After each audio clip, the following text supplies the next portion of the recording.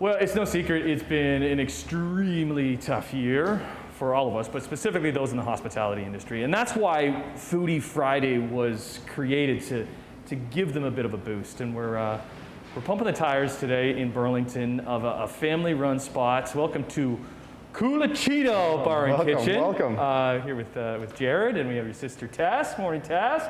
We got Dad Mark back there. This is truly a family-run spot, Jared. It's family. It's all we got. Yep, that's what we got right now. Okay. First off, how you doing? Good. Can't complain. Right. Okay. Beautiful Well, you day. could complain. No one's listening. I'll keep the complaining to myself. I said off camera because this is it's a great space. It's a very unique space. Very unique. You probably like the energy that you would have in here on a regular, let's say Friday, Saturday night when it's really rocking. How much do you miss that? It's such a different vibe. I mean, this whole place right now we have about 30 seats in. We normally have fitting about 100 people in. Right. Just even the bar atmosphere. We chose to do a big bar. We wanted to be that communal space where everyone can come sit, enjoy, and almost a modern day Cheers. Yeah. And that's what we really miss, is having that roar of the night. You know, it's such a big building that you really get that roar of the crowd, if you will. What did it used to be? It used to be a bank. So about 27 years ago, it was a national trust. And then we kind of transformed it into this little restaurant. We had this old wine vault. This is the vault? Really? This is the old vault.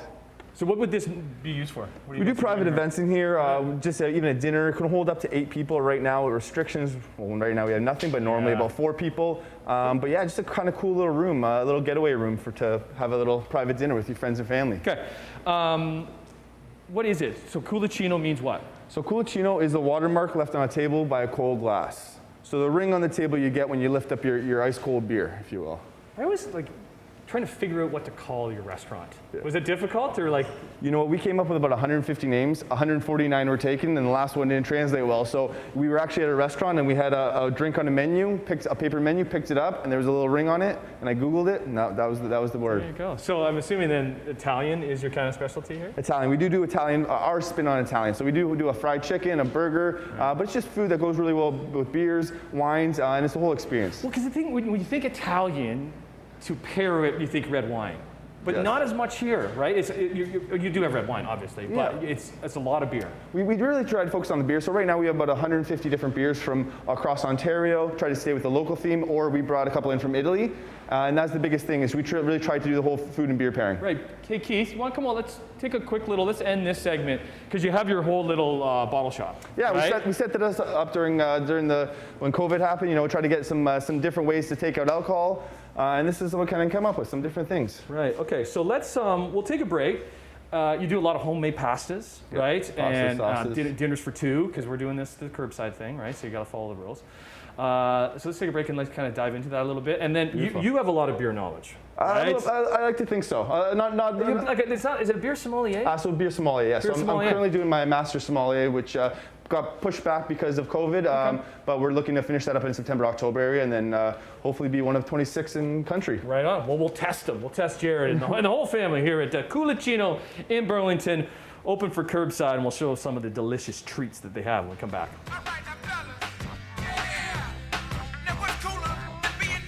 It's always a good day when Italian food is involved, and they are spitting up some tasty fresh pasta, some gnocchi, I might add, here at Culaccino. Got Chef Dean. Hey Dean, how are you, buddy? Good to see you, man. Back with Jared. We got Dad Mark in the background, lingering in the back. Hey Dad. This is really a family-run spot, right? It is. My sister's popping around somewhere. We got my dad and a couple guys in the kitchen helping out, and it's been it's a full effort, full family effort. So fresh pasta. Fresh pasta. Any of the pasta in house here is made. Everything, all our sauces, pastas, everything we do in house, pizza doughs, even the point that we threw out our ketchup and started making our own ketchup a couple years ago. So everything we do completely in house. Why was that important to you? You know, just the whole aspect of local, where we're around. We're around the Great Niagara region. We have so many good producers around us, and we want to stay true to that. A lot of these beers we bring in too are locally crafted, and they really take pride in the ingredients. Dean made a couple things for us that are available for the curbside. Yeah, so we got our apple arugula salad, and then we have our carne pizza, which can be offered online or for takeout right now at the moment. What's all on there? Got a bunch of meat, some sausage on there. Sausage, prosciutto, all the good stuff. Okay, I think Italian, I think all of this stuff, I think wine, Yes. okay? But you're a beer guy, right? You're a beer sommelier. You're going to try to get your certification. Take us through, what's this beer here? So these are a couple of cool, unique beers from Italy. This one right here, I'm especially interested in is Beer Bolen. A great beer. We brought it in a couple of years ago, and we just reintroduced it. But this beer is actually a sour, aged since 2011. So it's been aged for 10 years. You don't think Italy and you think beer. You think wine. A lot of times, what happens is the sons of winemakers, they no longer want to follow their father's footsteps. They kind of want to do their own thing. And there's been this huge craft beer renaissance in Italy lately. And they're actually per capita one of the largest craft brewers nation in the world. And it does pair nice with? All the beers are very sessionable. They try to make them, as is wine, that compare with food. So a lot of stuff is, a lot of their pale ales aren't the American pale ale that you have, the nice hoppy, but it is something that kind of goes well with all these different foods. This is rare too. Very rare. How many bottles do you have of this? We have the 14 worldwide left, and we have all 14. You have all 14? We have all 14. Crazy. Okay, well, we'll see if we get a run on those. Anybody watching, beer lover fans. Let's take another break.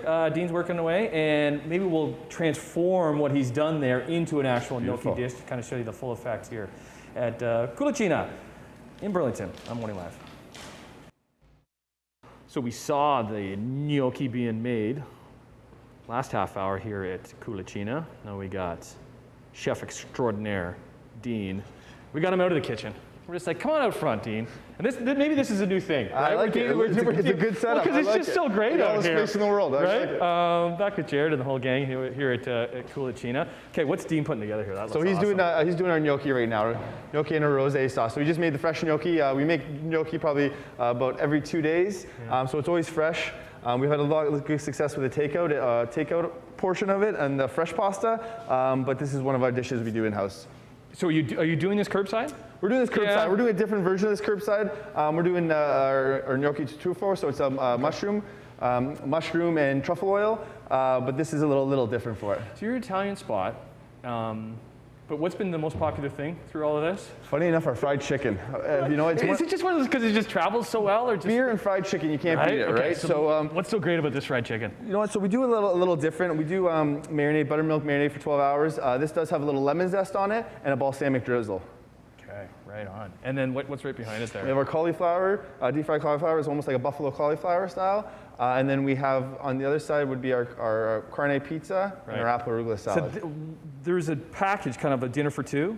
So dinner for two would be these 3 items right here. Right. And then a lot of people just do an add-on of either our Brussels sprouts, our truffle frites, or a cauliflower dish roll. Nice, okay, and then that's the finished gnocchi right there. And then, again, in the bottle shop, you're selling this too. We're selling the gnocchi. You would freeze that? We say to freeze it just to keep the shape. But like I said, made fresh almost every day. And all our sauces, it's quick and easy to do. It's about, I'd say about 2.5 minutes to 3 minutes, just till it floats to the top. Which sauce is this one? Which is rosé? This one right here. So you can get these two together. Nice. And you can create the masterpiece that Dean just did.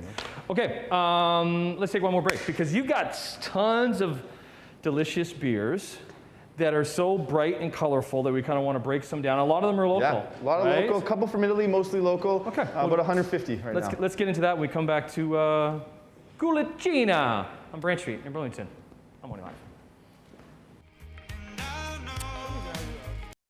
Another fantastic edition of Foodie Friday. Well, it's actually almost Drinky Friday here at Culaccino in Burlington, back with Jared and the whole gang.